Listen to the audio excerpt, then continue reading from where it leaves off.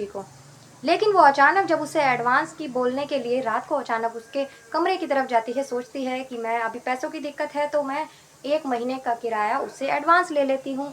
और वो जब उसके कमरे की तरफ जाती है तो उसका कमरा बंद होता है अंदर से। तो वो सोचती है कि मैं आवाज़ लगाकर खिड़की में से ही उसे बोल देती हूँ। लेकिन जैसे ही दोस्तों वो उसकी खिड़की की तरफ जाती है, अंदर झाँक कर देखती है, तो उसके रोंगटे खड़े हो जाते हैं। दरअसल वो जो हबशी होता है अंदर, जिसका नाम क्रोम होता है, जब वो अंदर देखती है उसको, तो वो निर्वस्त्र होता है और अपने एक फ़ोन में वीडियो चला रखी होती है उसने, उस वीडियो को देखकर गलत हरकत कर रहा होता है। साथ ही जब वो उसके प्राइवेट पार्ट को देखती है, वो वैसे नाइजीरियन के जो हबशी होते हैं, उनके उनमें और हिंदुस्तानी आदमियों में बहुत फ़र्क होता है, हिंदुस्तानी मर्दों में। जब वो उसको देखती है तो दंग रह जाती है। उस वक़्त वो कुछ नहीं बोलती, वो अपने कमरे में वापस आ जाती है। आने के बाद में वो वही सब सोचती रहती है।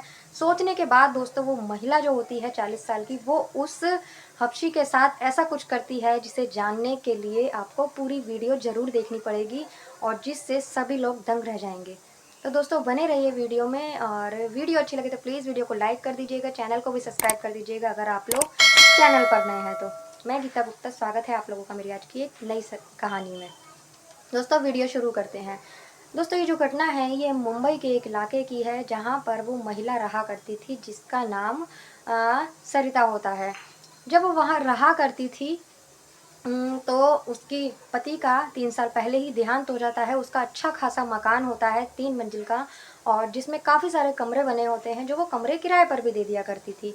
और उसकी बेटी की वो शादी कर देती, उसकी बेटी जो होती है, वो बड़ी हो चुकी होती है, तो वो सोचती है कि मैं अपनी बेटी के लिए लड़का देखती हूँ कोई अच्छा-सा, क्योंकि उसके पति की पहले ही मौत हो चुकी होती है। अब वो एक अच्छे लड़के की तलाश करने लगती है। उसकी जो बेटी होती है उसका नाम होता है नीता। अब वो बेटी के लिए अच्छा-सा लड़का ढूँढने लगती है, तो उसे एक अच्छा-सा लड़का मिल जाता है और वो उससे शादी कर देती है। दोस्तों नीता शादी कर अपने पति के यहाँ चली जाती है। वहाँ वो उसके साथ अच्छे से रहने लगती है। उसका पति और वो दोनों ही बहुत प्यार से रहते हैं, और उसकी जो माँ होती है वो अपने घर पर ही रहती है। दोस्तों वो जो 40 साल की महिला थी सरिता, वो जब बाहर रहती है तो वो किराए पर कमरे दे दिया करती थी। उसी से ही वो अपनी बेटी की परवरिश और अपनी परवरिश करा करती थी, जो कि जो भी उनका लालन-पालन था वो उसी से करा करती थी। दोस्तों अपनी बेटी की तो शादी कर देती है, वो अकेली रह जाती है, और फिर एक दिन उसके यहाँ एक हबशी आता है जिसका नाम क्रोम होता है। अब वो उससे पूछता है कि कोई किराए पर कमरा मिलेगा रहने के लिए, तो वो कह देती है कि हाँ, हमारे यहाँ कमरा है। वो उसे कमरा दिखा देती है। दोस्तों दिखाने के बाद वो उसे कमरा देख लेता है और पसंद कर लेता है, और साथ ही कह देता है कि मैं कल से शिफ्ट हो जाऊँगा। दोस्तों वो अपना दूसरे दिन सामान ले आता है, शिफ्ट हो जाता है। दोस्तों उसकी बेटी को भी 2 साल हो चुके थे करीबन, वो बिल्कुल अच्छी तरह रह रही थी, लेकिन अचानक उसके पति से उसकी लड़ाई हो जाती है नीता की, तो वो अपनी माँ को बिना बताए अपने पति से लड़ झगड़ कर अपने पति का घर छोड़कर अपनी माँ के यहाँ आ जाती है। उसकी माँ उसे बहुत समझाने की कोशिश करती है, लेकिन वो अपनी माँ को मना कर देती है कि मुझे उसके साथ नहीं रहना और मैं अब यहीं रहूँगी। दोस्तों जो सरिता होती है उसकी बात मान लेती है और अपनी बेटी को वहीं रख लेती है। दोस्तों ऐसे ही दिन बीतते रहते हैं, और वही उस वक़्त जब वो हबशी आया था वहाँ रहने के लिए, उस वक़्त उसकी बेटी वहीं रह रही थी, आ चुकी थी वापस। तो दोस्तों जब वो आ जाती है वहाँ रहने के लिए तो काफ़ी टाइम वो रहती है, तो उसका मन नहीं लगता, क्योंकि उसकी शादी टूटी थी, तो उसका मन इस वक़्त कहीं भी नहीं लग रहा था। इसीलिए वो अपनी माँ से कहती है कि कुछ दिन के लिए मुझे अपने दोस्तों के साथ घूमने के लिए जाना है, कम से कम 15 दिन के लिए। तो दोस्तों वो कहती है कि ठीक है, 15 दिन के लिए जाना है, तुम चली जाओ, क्योंकि कॉलेज के उसके दोस्त थे जिससे उसका कॉन्टैक्ट रहता था, और इसी दोस्ती के चक्कर में उसकी उसके पति से लड़ाई भी हुई थी। इन्हीं के साथ वो जाने के लिए कहती है टूर के लिए। अब वो वहाँ से 15 दिन के लिए अपनी पैकिंग करती है और उसकी बेटी चली जाती है नीता। दोस्तों जो हबशी होता है वो वहाँ रहने के लिए आता है और वो अपने कमरे में रह रहा होता है। उसकी जब बेटी चली जाती है तो थोड़ी-सी पैसों की दिक्कत होती है उसको, तो वो सोचती है कि जो आया है नया किराएदार कहीं खाली कर ना चला जाए, इसीलिए मैं इससे पैसों की बोलती हूँ कि 1 महीने का एडवांस वो मुझे दे देगा। तो दोस्तों वो अपने कमरे में से उसके कमरे की तरफ जाती है। जब वो उसके कमरे की तरफ जाती है तो उसका कमरा अंदर से बंद होता है। बंद होने के कारण वो सोचती है कि मैं खिड़की से उसको आवाज़ लगाकर बोल देती हूँ कि वो मुझे पैसे एडवांस दे देगा कल। नहीं तो वो सुबह चला जाएगा। तो दोस्तों वो जैसे ही खिड़की की तरफ जाती है, जैसे ही खिड़की में से झाँकती है तो वो जो हबशी होता है पूरा 7 फुट का, वो निर्वस्त्र कपड़ों में लेटा होता है। साथ ही अपने उसका जो प्राइवेट पार्ट होता है वो खुद भी काला होता है। वो उसके प्राइवेट पार्ट को जब देखती है तो वो हैरान रह जाती है, क्योंकि वो अपने खुद ही अपने प्राइवेट पार्ट को देख रहा होता है और वीडियो देख रहा होता है, साथ ही खुद ही हरकत कर रहा होता है कुछ ऐसी। जब वो उसे देखती है तो बहुत ज़्यादा उसे देखने के बाद वो तुरंत वहाँ से जाती है और अपने कमरे में चली जाती है। जाने के बाद वो अपने कमरे में यही सब सोचती रहती है कि जो उसने देखा था यही उसके मन में चलता रहता है। दोस्तों उस वक़्त तो उसे नींद भी नहीं आती, पूरी रात ऐसे ही निकल जाती है। वो सुबह उठती है, सुबह उठने के बाद नहाती-धोती है, नहाने-धोने के बाद वो कुछ ऐसे कपड़े पहनती है सेक्सी, जिससे कि उसको कोई भी देखे तो देखकर दंग रह जाए। दोस्तों वो ऐसे कपड़े पहनकर सुबह-सुबह उसके कमरे में जाती है, जाने के बाद उससे कहती है कि मुझे 1 महीने का एडवांस किराया चाहिए।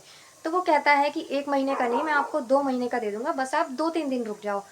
तो वो कहती है कि नहीं, मुझे 2 महीने का नहीं चाहिए, मुझे आप एक काम करो, मुझे मत दो एडवांस किराया। तो वो कहता है कि अभी तो आपने बोला कि आपको एडवांस किराया चाहिए, तो मैं सोच रहा हूँ कि 1-2 दिन रुक जाओ तो मैं 2 महीने का दे दूँगा। तो वो हँसने लगती है, कहती है मुझे आपसे कोई किराया नहीं चाहिए। ऐसा कहने के बाद वो उसके साथ छेड़छाड़ शुरू कर देती है। जब सरिता उसके साथ छेड़छाड़ शुरू कर देती है तो उस हबशी को समझते देर नहीं लगती कि ये क्या चाहती है। वो एक झटके में ही उसे निर्वस्त्र कर देता है, उसके कपड़े उतार देता है। उतारने के बाद वो उसे अब उठाकर गोदी में अपने बेड पर फेंकता है और फिर वो उसके साथ अश्लील हरकत करने लगता है, उसके साथ संबंध बनाने लगता है। दोस्तों उसके पति का 3 साल पहले ही देहांत हो चुका था, इसलिए वो भी उसका भरपूर साथ देती है और हबशी उसको बड़ी पूरी ही उसके जोश के साथ उसके संग सेक्स करता है, उसके संग उस संबंध बनाता है। करीबन काफ़ी देर तक वो लोग ऐसा करते हैं। सरिता उसका पूरा साथ देती है। आज उसको उसने अच्छी तरह संतुष्ट कर दिया था और वो उसकी मर्दानगी से बहुत ज़्यादा खुश हो जाती है। दोस्तों ऐसा होने के बाद वो वहीं थक कर सो जाते हैं दोनों। सोने के बाद अब वो अपने कमरे में आ जाती है। आने के बाद अपने काम वगैरह ख़त्म करती है। दोस्तों अब ये उसका रोज़ का हो गया था, जब भी उसका मन करता था वो उसके कमरे में चली जाया करती थी और उसके साथ संबंध बनाया करती थी। ऐसे ही काफ़ी दिन निकल जाते हैं, अचानक उसकी फिर 15 दिन निकल जाते हैं ऐसे ही और उसकी बेटी आ जाती है। बेटी आने के बाद में ये सिलसिला ऐसे ही चलता रहता है कि अचानक एक दिन उसकी बेटी होती है, वो अपनी माँ के साथ ही सो जाती है नीता। जब उसकी रात को उसका फ़ोन बजता है तो उसकी आँख खुलती है करीबन ढाई बजे, तो देखती है कि उसकी माँ उसके पास नहीं होती। तो वो इंतज़ार करती है, करीबन 10 मिनट अपनी माँ का इंतज़ार करती है कि माँ यहीं कहीं गई होगी, बाथरूम वगैरह आ जाएगी। जब 10 मिनट तक उसकी माँ नहीं आती तो वो खुद खड़ी होती है और वो इधर-उधर माँ को देखने लगती है।